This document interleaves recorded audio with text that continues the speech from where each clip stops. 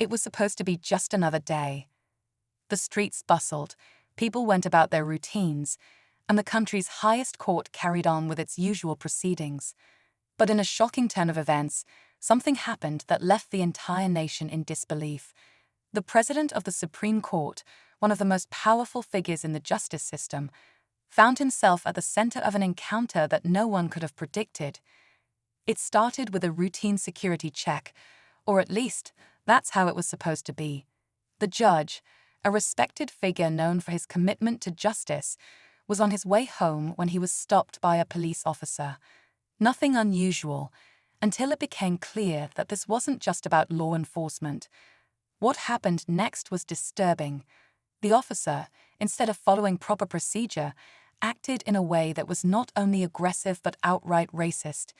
And then, in a moment that sent chills down the spines of those who witnessed it, he pointed his gun directly at the head of the Supreme Court president. For a few seconds, time seemed to freeze. People nearby gasped, unsure of what they were seeing. A man who had spent his entire career upholding the law was now at the mercy of someone meant to enforce it. The air was thick with tension. What would happen next? Would this moment turn into something even worse? Would justice itself be silenced right then and there? But fate had other plans. Witnesses quickly sprang into action. Some recorded the incident, others called for help, and within moments, the situation escalated beyond the officer's control. His actions weren't just reckless, they were criminal. And this time, there would be no covering it up. The law, the very system this officer was supposed to serve, was now coming for him. Word spread like wildfire.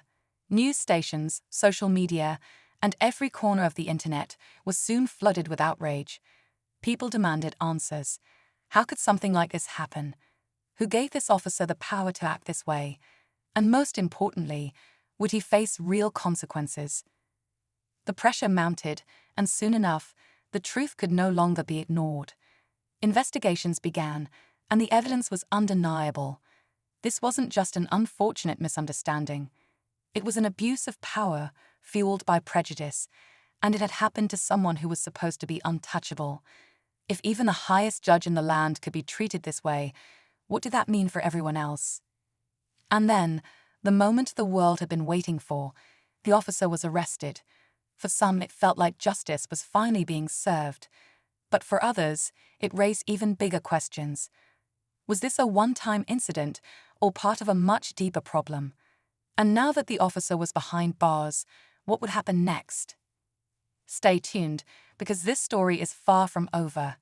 What happens in the coming days will determine whether this is just another case in the system or a turning point in history.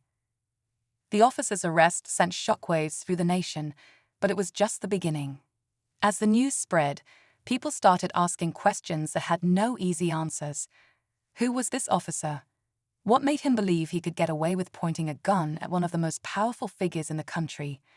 And was this an isolated incident or a symptom of something much bigger? Slowly, details about the officer began to surface. He wasn't just any policeman. He had a history, complaints filed against him, allegations of misconduct, and warnings that had been ignored. People who had crossed paths with him before spoke out, sharing their own experiences of unfair treatment and intimidation. Yet, somehow, he had remained on the force, protected by a system that often looked the other way. But this time, he had gone too far.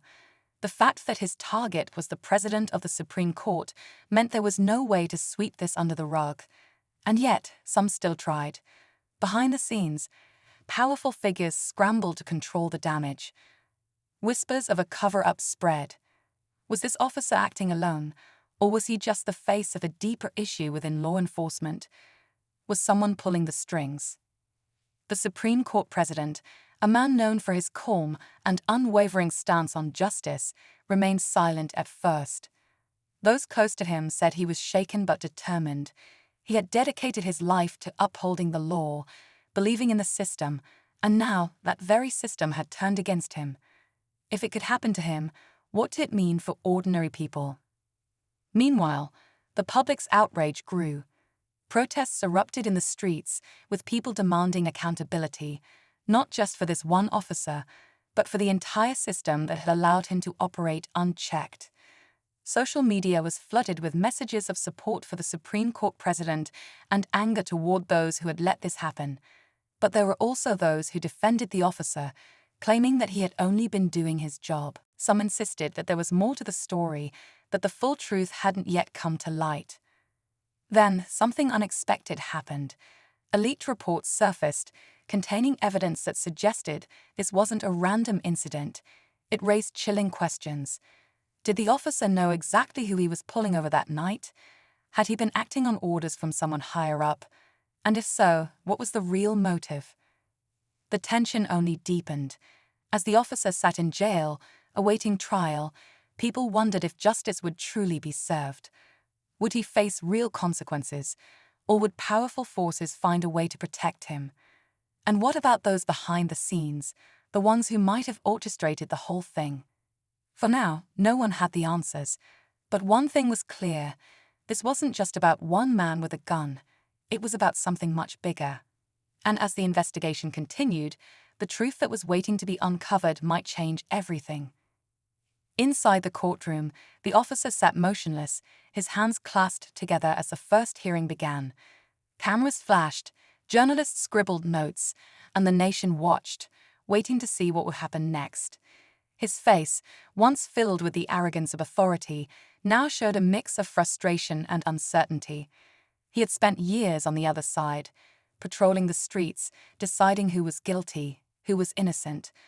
But now the roles had reversed. Now he was the one being judged. Outside, the crowd had only grown.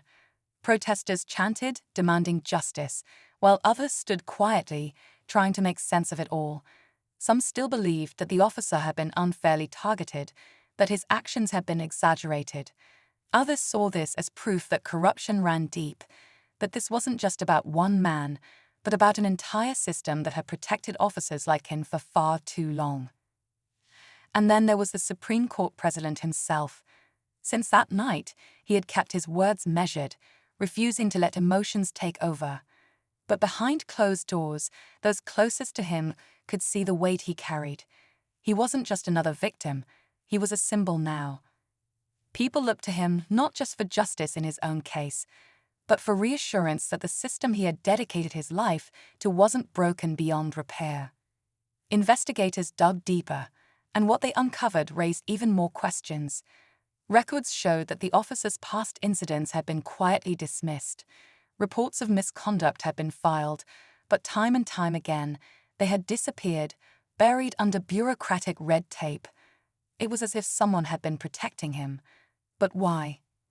And more importantly, who? Meanwhile, the officer's defense team fought back, claiming he had only acted in the heat of the moment. They painted a picture of a man who had served his city for years, who had faced danger daily, who had simply made a mistake. They pushed back against accusations of racism, of abuse of power, insisting that the media had twisted the story. But the facts were hard to ignore. The video evidence was everywhere, across news stations, shared millions of times online. People had seen it with their own eyes. Then, an anonymous witness came forward, someone who had worked alongside the officer for years. They claimed to have seen him treat people unfairly before, to have heard the words he used when no cameras were around. But was their testimony enough? Could this one case bring down years of corruption? Or would it all be swept under the rug once again? As the trial moved forward, more secrets unraveled. The officer wasn't the only one with a questionable history. Some of those in power, those who had helped protect him, were now being looked at too.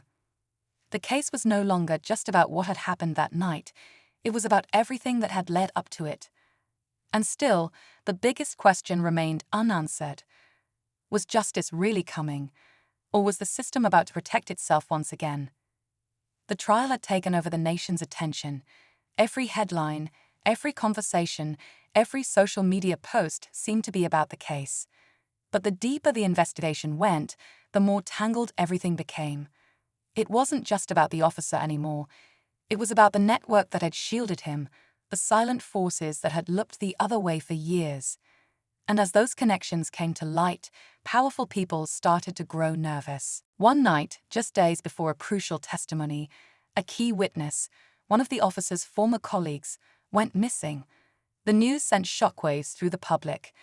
Was it a coincidence, or had someone made sure they wouldn't testify? Fear spread quickly.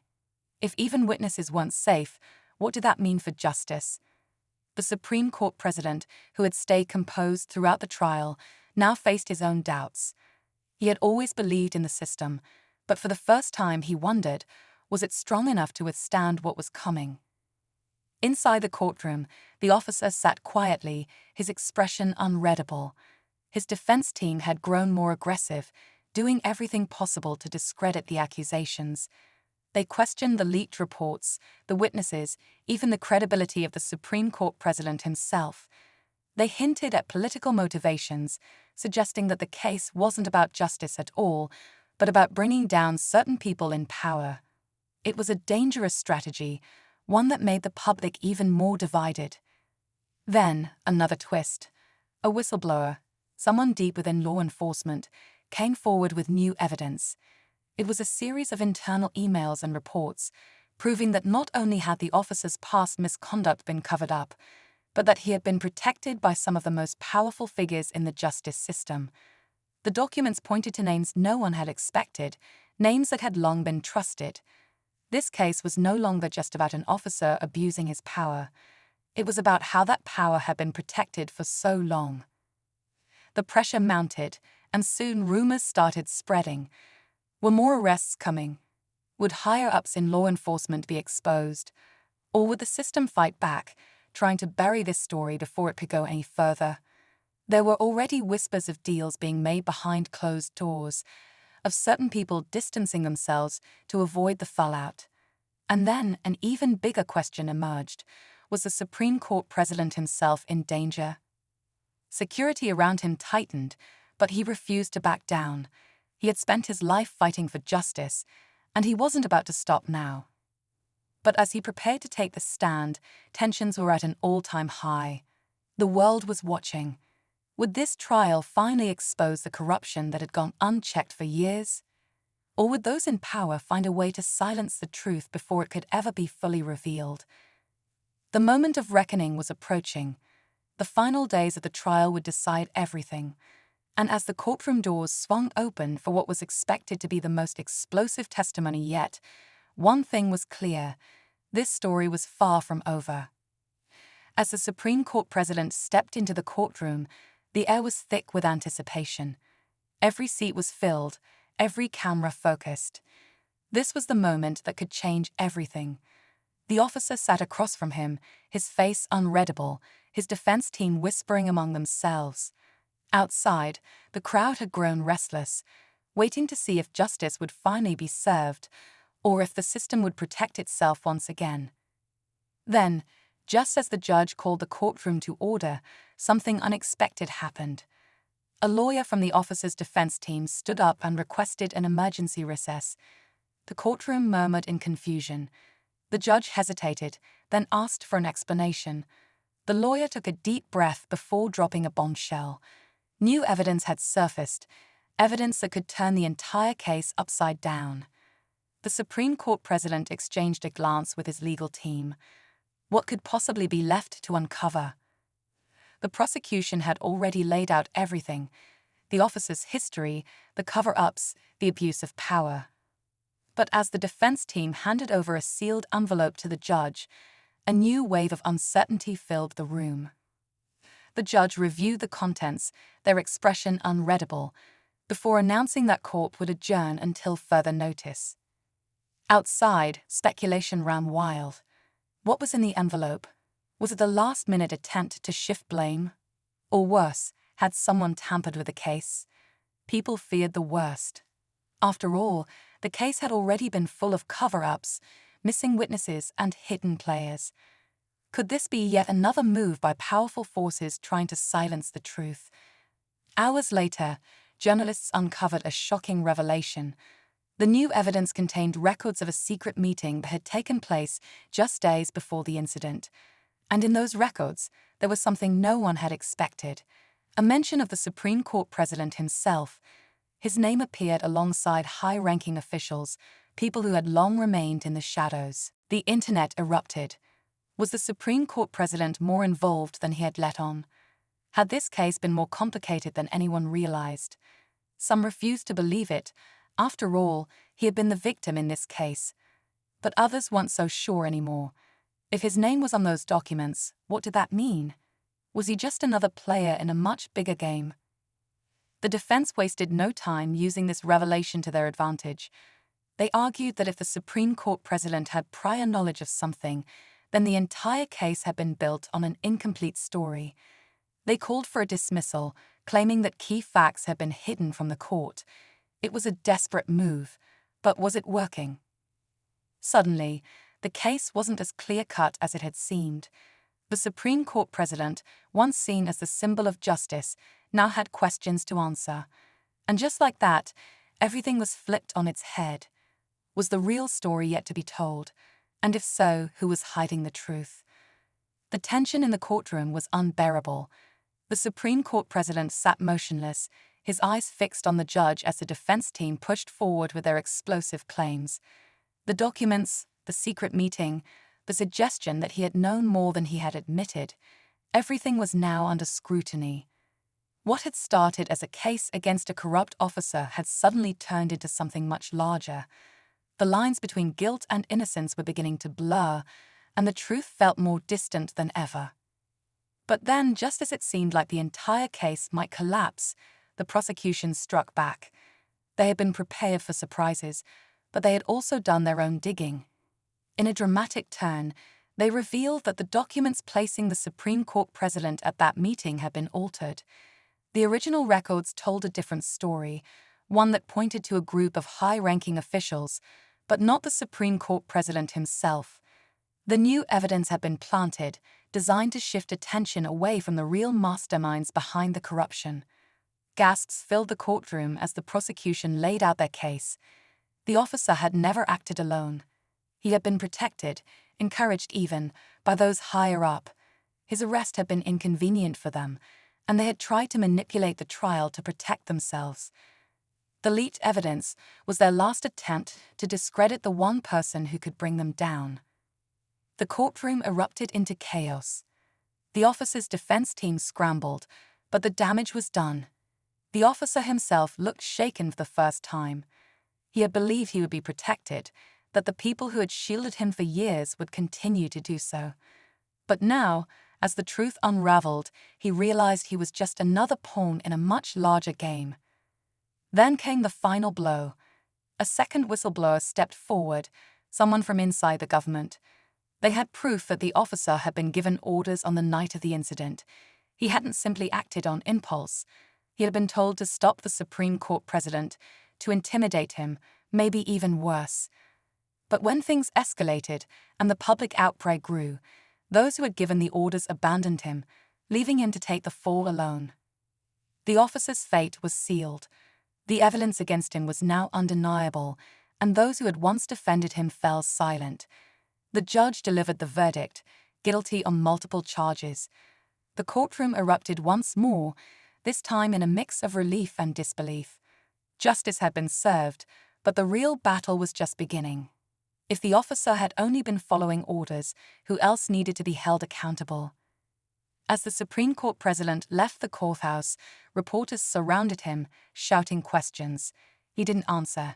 He knew the fight wasn't over. The case had exposed a deeper rot, one that wouldn't be fixed with just one conviction. And as he stepped into his car, one thought stayed with him. If they had been willing to frame him once, they would try again. This wasn't the end. It was just the beginning. The streets outside the courthouse were alive with energy. People cheered, some hugged, others stood in stunned silence, still processing everything that had unfolded. The trial was over, but the impact of what had been uncovered would ripple far beyond this one case. The Supreme Court president sat quietly in his car, staring out the window as the city passed by.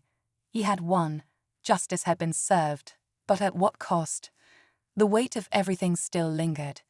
He had come dangerously close to being destroyed by the very system he had spent his life defending. And now, he knew there were still powerful people out there who wouldn't forget what had happened. The officer, once certain he would walk free, now sat behind bars, awaiting sentencing. His expression in the courtroom had shifted from defiance to something closer to fear. He had believed that those above him would always protect him. But in the end, they had abandoned him the moment he became a liability. And now, he was the one left to face the consequences alone. Meanwhile, the real battle had only begun. Investigations were being launched into those who had tried to manipulate the case. The leaked documents, the missing witnesses, the altered evidence, everything pointed to a deeper network of corruption that wouldn't be so easy to dismantle. The whistleblowers who had come forward were now under protection, their testimonies forming the foundation for what could be an even bigger case. But would justice truly reach the people at the top? Or would they find a way to bury the truth once again? In the weeks that followed, people continued to debate what had happened. Some saw it as a victory, proof that justice could still prevail even against powerful forces. Others remained skeptical, believing that the real masterminds would escape accountability. But one thing was certain: this case had changed things. More people were paying attention now. The conversation about police accountability, corruption, and the abuse of power had reached a level that couldn't be ignored. The Supreme Court president knew his fight wasn't over. There were still unanswered questions, still people in power who would try to retaliate. But he also knew one thing: fear wouldn't silence him. If anything, this case had made him more determined than ever to keep pushing forward. He wasn't just fighting for himself. He was fighting for every person who had ever been silenced, for every case that had been ignored. As he stepped into his office the next morning, he took a deep breath. The weight of everything still pressed on his shoulders, but he wasn't backing down. The truth had come dangerously close to being buried, but it had survived. And as long as there were people willing to stand up and fight, there was hope. Outside, the city moved on, life returning to normal. But for those who had followed this case, something had changed. The illusion that the system was untouchable had been shattered, and somewhere, in the corridors of power, the people who had tried to control the story were left with one terrifying realization: this was only the beginning.